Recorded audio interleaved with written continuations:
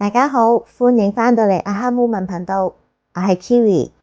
喺吸引力法則入邊，成日聽到人哋講顯化，咁究竟我哋要點樣做到顯化呢？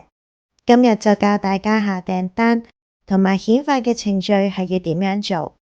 而你想顯化啲乜嘢，都歡迎你喺底下留言，講出嚟嘅力量會更加強大㗎。好啦，講返正題先。顯化其實係指透過情緒同意識嘅力量，吸引同創造自己想要嘅生活同埋體驗。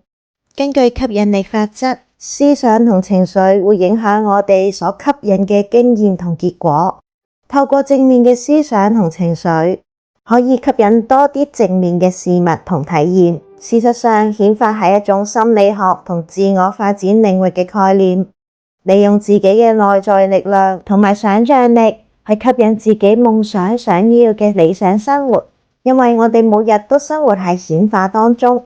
記得思想係創造現實。首先第一步，我哋喺顯化過程入邊必須要有一個明確嘅目標，要明確地知道自己想要顯化嘅目標係乜嘢。無論係關於事業、健康定係人際關係，亦或你嚟呢一個世界嘅使命，目標應該係要具體同有挑戰性，咁先可以激發到個人嘅動力同決心。我哋可以將想要嘅目標寫出嚟，再寫低點解我哋想要實現呢一個目標，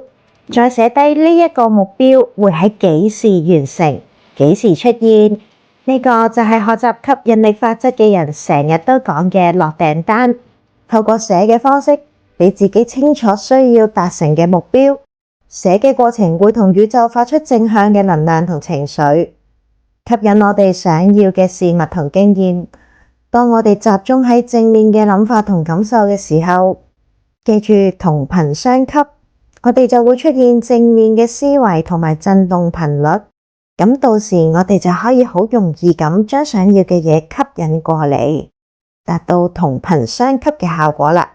去到第二個步驟，思想同我哋嘅感受係顯化過程入邊最重要嘅一步。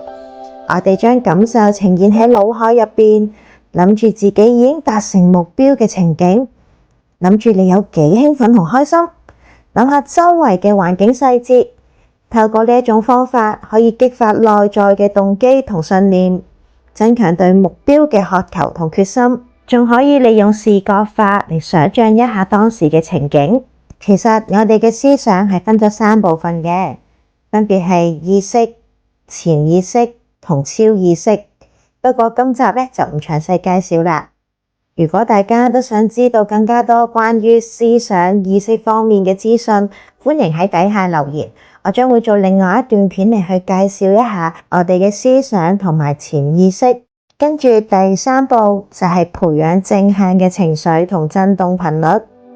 呢個步驟喺顯化過程入邊都好重要。我哋要相信自己有能力實現目標，並且應該要值得擁有所渴求嘅事物。透過培養正面嘅情緒同震動頻率，例如喜悅、感恩同信任，咁可以加強對目標嘅吸引力，吸引到更加多正向嘅能量同埋資源去到你嘅身邊，幫助你去達成你嘅目標。所以我哋要經常保持開心，保持住呢份喜悅。喺日常生活入邊，我哋都有好多地方係值得我哋感恩㗎。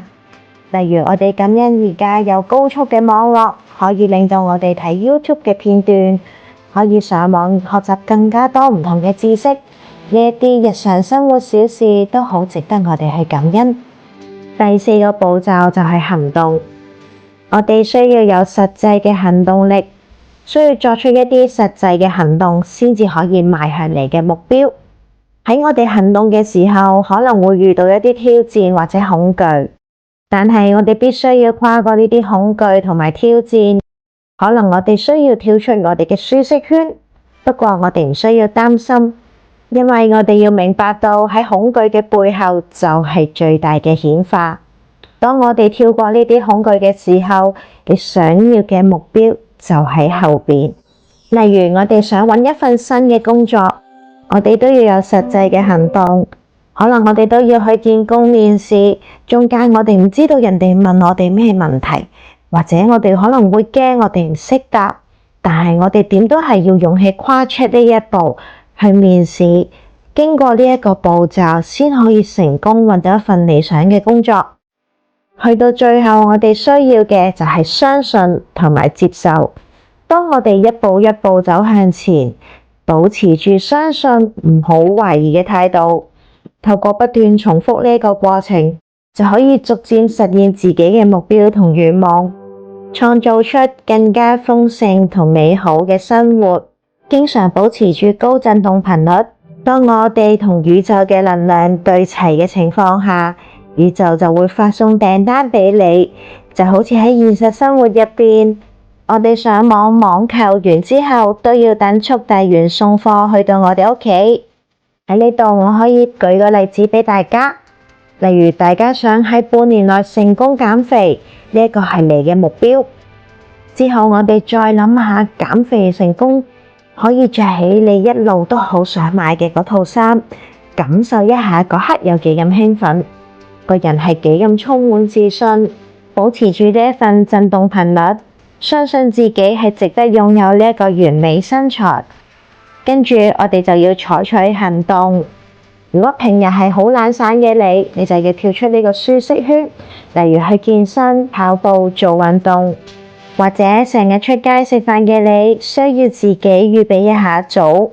晚三餐啦，少油少甜。最後我哋就係等待同接受你嘅成果。記住，所有嘢都係思想創造現實，所有你想要嘅嘢都係由一個思想開始。我哋重溫多一次，第一步係訂立明確目標，第二步係思想同感受，第三步係培養正向情緒，第四步採取行動，最後一步係相信同接受。總括嚟講，顯化係一個好強大嘅工具，可以幫助大家實現自己嘅夢想同目標。我哋透過想象同埋情緒，培養正向嘅信念同頻率，再採取實際行動之後接收結果，利用顯化嘅力量吸引同創造自己想要嘅生活。今集就講到呢度先。你嘅支持就係我嘅行動力，記得 Like、Share 同埋 Subscribe， 撳着個鐘仔，當我有新嘅吸引力法則同身心靈嘅影片，都會第一時間通知你㗎。多謝大家嘅收聽，祝福大家可以實現理想豐盛嘅生活。